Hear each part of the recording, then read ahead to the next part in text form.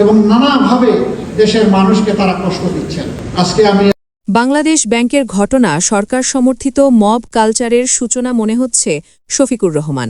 রাজধানীর আর্থিক কেন্দ্রবিন্দুতে হঠাৎ উত্তেজনা, বিক্ষোভ আর বিশৃঙ্খলার আবহ বাংলাদেশ ব্যাংকের মতো রাষ্ট্রের সর্বোচ্চ আর্থিক প্রতিষ্ঠানে এমন ঘটনার পর দেশজুড়ে শুরু হয়েছে তীব্র আলোচনা। এই প্রেক্ষাপটে বাংলাদেশ জামায়াতে ইসলামীর আমির ডাক্তার শফিকুর রহমান এক কঠোর প্রতিক্রিয়া জানিয়েছেন। আজ বৃহস্পতিবার ভোর ৫টা ৪৬ নিজের ভেরিফাইড ফেসবুক পেজে দেওয়া এক পোস্টে তিনি বলেন, গতকাল বুধবার বাংলাদেশ ব্যাংকে যে পরিস্থিতির সৃষ্টি করা হয়েছে তা বর্তমান সরকার সমর্থিত মব কালচারের আনুষ্ঠানিক সূচনা বলেই তার কাছে মনে হচ্ছে। তিনি একে দুর্ভাগ্যজনক ও সম্পূর্ণ অগ্রহণযোগ্য হিসেবে উল্লেখ করেন। উল্লেখ্য, গতকাল দিনভর কর্মকর্তা কর্মচারীদের বিক্ষোভ আর উত্তেজনার মুখে গভর্নরের পদ ছাড়তে হয় আহসান এইচ মনসুরকে।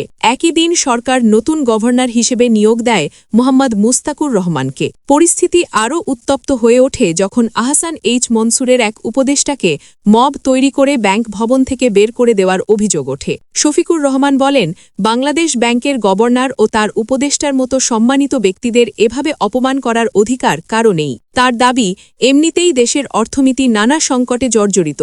দুর্নীতি, চাঁদাবাজি, সিন্ডিকেট ও দীর্ঘদিনের অব্যবস্থাপনার কারণে সাধারণ মানুষ চরম দুর্ভোগে রয়েছে। তার উপর যদি রাষ্ট্রের আর্থিক নীতি নির্ধারণের কেন্দ্রবিন্দুতেই বিশৃঙ্খলা চলতে থাকে, তাহলে দেশের অর্থনীতির অবশিষ্ট ভিত্তিটুকুও ভেঙে পড়ার আশঙ্কা রয়েছে। তিনি মনে করেন, এ ধরনের বিশৃঙ্খলার বিরুদ্ধে দল মত নির্বিশেষে সমাজের সব স্তর থেকে প্রতিবাদ আসা উচিত। একই সঙ্গে সরকারকে উদ্দেশ্য করে তিনি বলেন, একটি সত্যিকারের গণতান্ত্রিক ও বৈষম্যহীন বাংলাদেশ গড়তে হলে রাষ্ট্রীয় প্রতিষ্ঠানে মব সংস্কৃতি বন্ধ করতে হবে অবিলম্বে। সবশেষে তিনি জোর দিয়ে বলেন, দলীয় অনুগত্য নয়, যোগ্যতা, সততা ও দেশপ্রেমের ভিত্তিতে গুরুত্বপূর্ণ সরকারি পদে নিয়োগ নিশ্চিত করাই এখন সময়ের দাবি। বাংলাদেশ ব্যাংকের সাম্প্রতিক ঘটনা তাই শুধু একটি প্রশাসনিক পরিবর্তন নয়, বরং দেশের রাজনৈতিক ও অর্থনৈতিক ভবিষ্যৎ নিয়ে নতুন করে প্রশ্ন তুলে দিয়েছে।